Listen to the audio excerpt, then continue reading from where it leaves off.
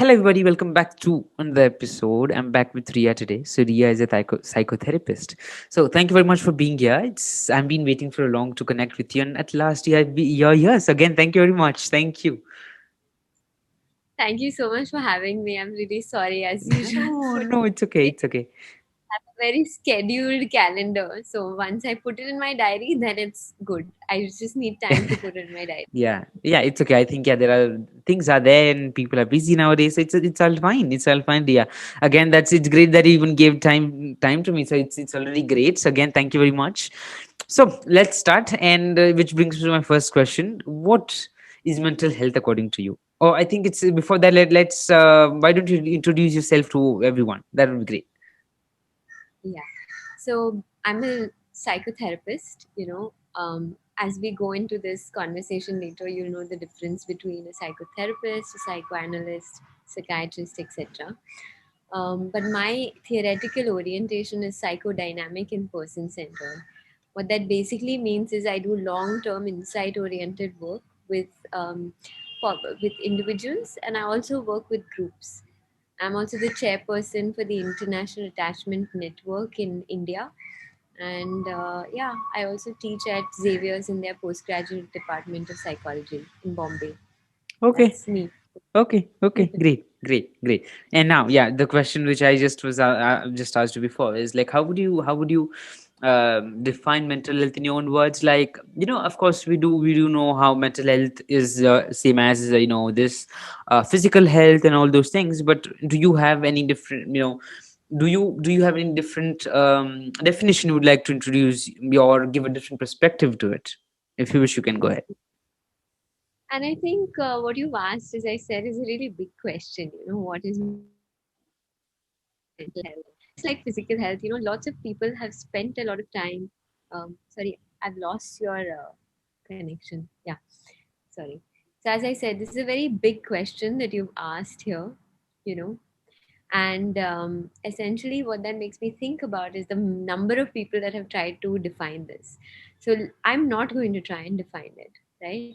I'm going to think about it as something that any lay person can recognize, which is if you feel that the way you live is not the way you want to live in your mind, Hmm. how it looks like, how it feels like to live inside of your head. If you're dissatisfied with the feeling that you have being in your own mind, being in your body, I think that's when you need to really consider looking at your mental health.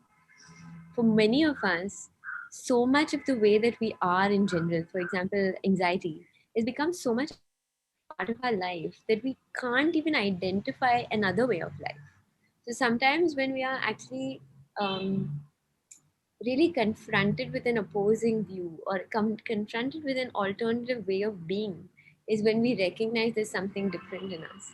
And I'm just going traveling. If you travel outside of your comfort zone, if so you go from north to south, you hear different languages, all of that happens, right? That's when you recognize that the way you live is not necessarily the way everybody else lives, and that there's Lives. no right or wrong there, but it's about your own desire to live a certain way. Some people in the Yeah. city might say, actually, I hate the city, I want to move to the mountains. And that might feel authentic to them. And for somebody else, they don't want to live in the mountains, they want to move to the beach. And I think something in mental health, it's recognizing what you want inside and recognizing that something is not right. It's not feeling authentic to me. It's not feeling comfortable. Okay. Great. Okay, so yeah, it brings me to the next question, Ria. That if you could, describe, give a brief about today's topic and what we're going to discuss about, that would be great. So, what I wanted to talk about is especially how and when we seek help, for our mental health. So, when is a good time? For me, the answer to that is whenever you think about it. That's a good time.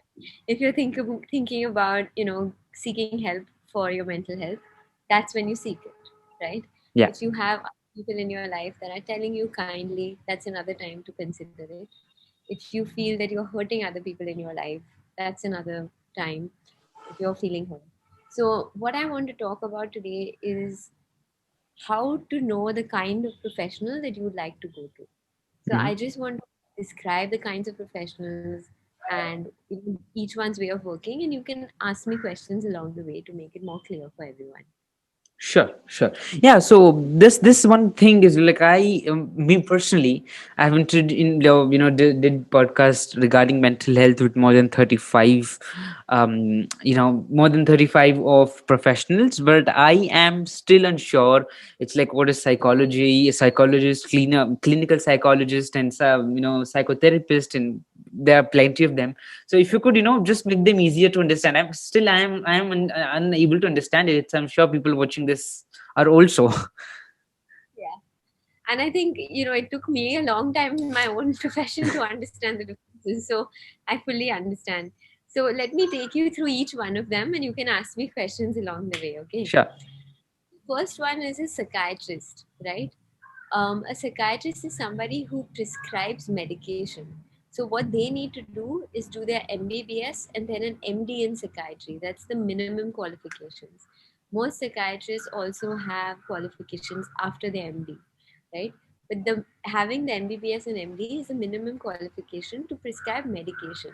Mhm. The philosophy of this is that some psychological distress can be have a neurobiological imbalance, or it can be related to neurotransmitters, it can be related to biochemistry, essentially, right? So the philosophy is that if we fix the biochemistry, then you Okay. will have a better lived experience, right? But this poses the forever nature versus nurture debate, which is what causes what. Do the outside experiences cause the biology to be a certain way? Does the genetics cause you to be a certain way? And this is a forever debate, right? But what we've concluded, if at all concluded, is that there is an aspect of both. So doing one without the other is not helpful, Hmm. right? Hmm. So if you just take medication, you never try psychotherapy or any kind of counseling or anything like that, that won't be as effective as you trying both, Okay. right? So basically, that is the first category, which is a psychiatrist. The next ones that I'm going to tell you about, they depend on the kind of training that you've had, right? So these are usually master's degrees. You can go into them either with a background in psychology or a background in anything else. It depends on the program that you're taking, um, master's program that you're doing, right? So generally, the minimum requirement for any of these is a 2 years master's program, right? The first thing is called a clinical psychologist. They are specially trained in diagnosis and testing. So they come with the philosophy that the human experience and your inner world can be measured, Okay. right? So when they do psychometric tests, they might do projective tests, which is like the Rorschach ink blot. They might do thematic apperception test, which is TAT test. These are all big words. Essentially, they show you something and you have to tell them what comes up for you. They show you pictures, they show you ink blots, that kind of stuff. Or they might have tests where you actually write down stuff, they're also especially good for, say, diagnosing things like ADHD, Okay. ADD. Clinical psychologists are often trained in that. Not always, but often trained in that. So when it comes to diagnosis and testing, a clinical psychologist is someone you have to go to if you're interested in getting a formal diagnosis. Sometimes you need that for work and school and things, right? So that's the route. Many psychiatrists also don't prescribe medication without getting this diagnosis, right? Okay. So easy for them to make a diagnosis, but to get the extent of your distress, sometimes they do ask you to go in for these tests beforehand. In fact, ethical psychiatrists will ask you to do that anyway. Okay. Okay. So Yeah. these are the some of it, right? Yeah. So this Okay. is just a clinical psychologist and a psychiatrist. Then there is a counseling psychologist, okay, which again is trained in, when you use the word psychologist, right? Psychologist, not psychotherapist, you're saying that the person believes to a certain extent that the human experience can be measured, right? That you Hmm. can use some tests and that you can use some sort of quantitative means. to understand the mind, right? When it comes to a psychotherapist, what we believe generally in Hmm. India especially, is that everyone's experience is very unique. So we don't necessarily, I'm a psychotherapist, I don't use these tests to diagnose. What I instead do is I tell my clients that you'll have to come for at least 3 to 6 months for me to get to know you, and then we will work on your unique experiences and just try and understand. For example, if the person comes in and says, I think I'm depressed, I'll try and ask them, what does depression look like for you? Because Hmm. your depression will look very different from somebody Yeah. else's, and sometimes tests do not capture the nuance of that. So just as we need nature nurture, we also need quantitative research and qualitative research. Generally, psychotherapists and counselors are engaged in more qualitative work, whereas psychologists, clinical or counseling psychologists, are engaged in more quantitative work, things that can be slightly measured, like interventions that you can say are measured. They might give you more homework. My Okay. work doesn't require that, right? It Okay. requires you to be in the therapy session and exploring and just really being there. Hmm. Okay. Okay. And the last two, very quickly, one is a psychoanalyst, which is really long-term insight-oriented work.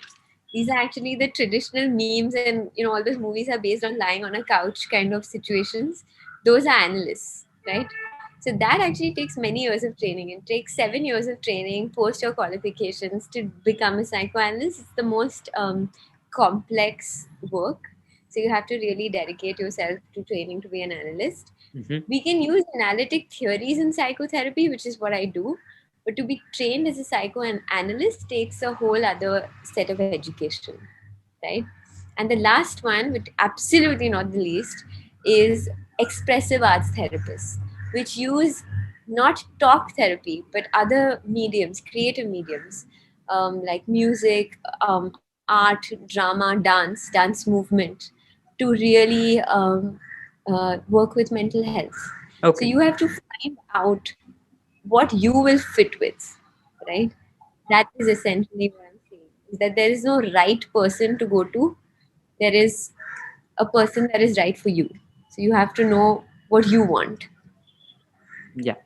Okay, okay, so great. Yeah, thank you for introducing me at least to all the professions in the in the branch of mental health. I think they are more more complex, but thank you for just giving it in a small way so I can understand it at least. So again, thank you for that.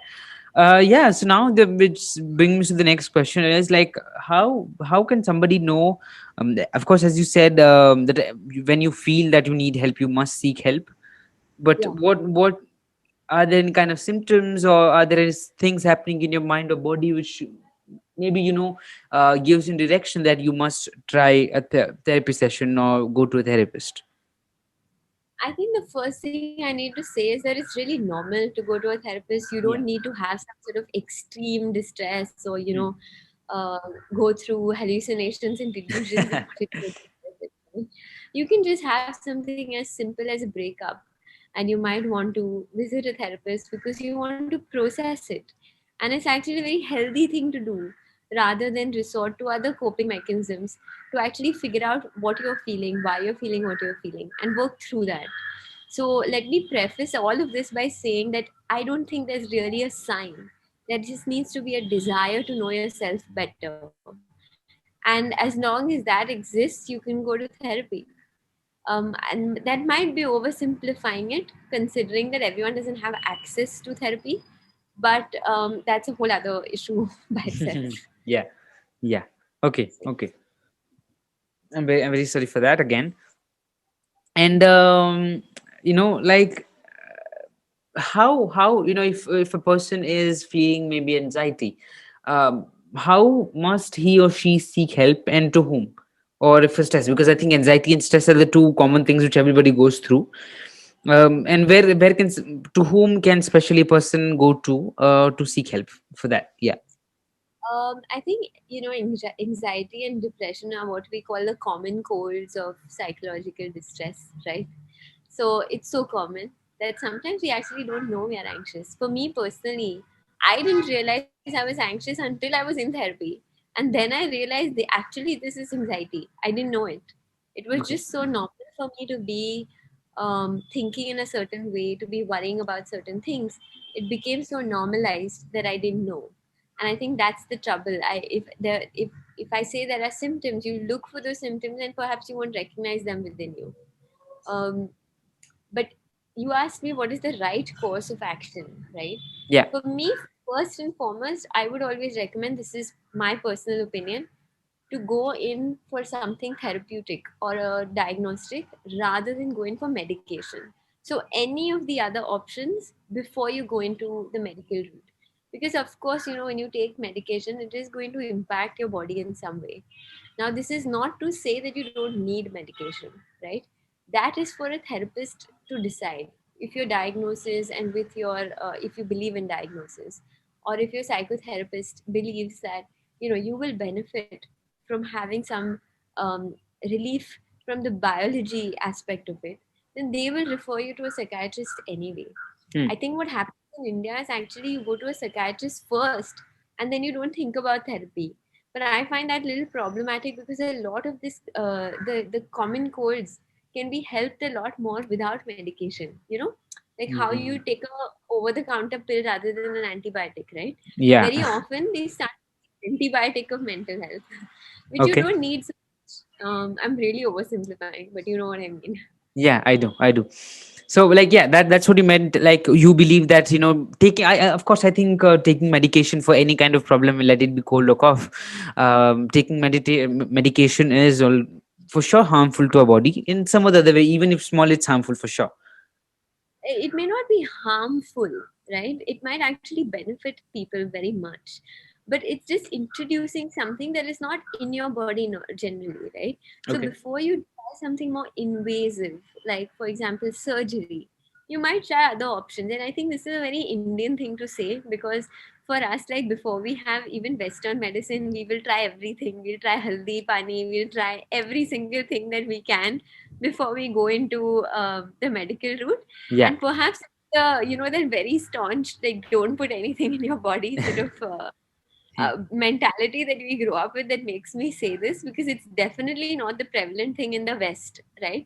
Yeah. But I feel India, because we have that belief system for a lot of things, it's generally more helpful to try something less invasive before you try something more invasive. Invasive. Yeah. Yeah.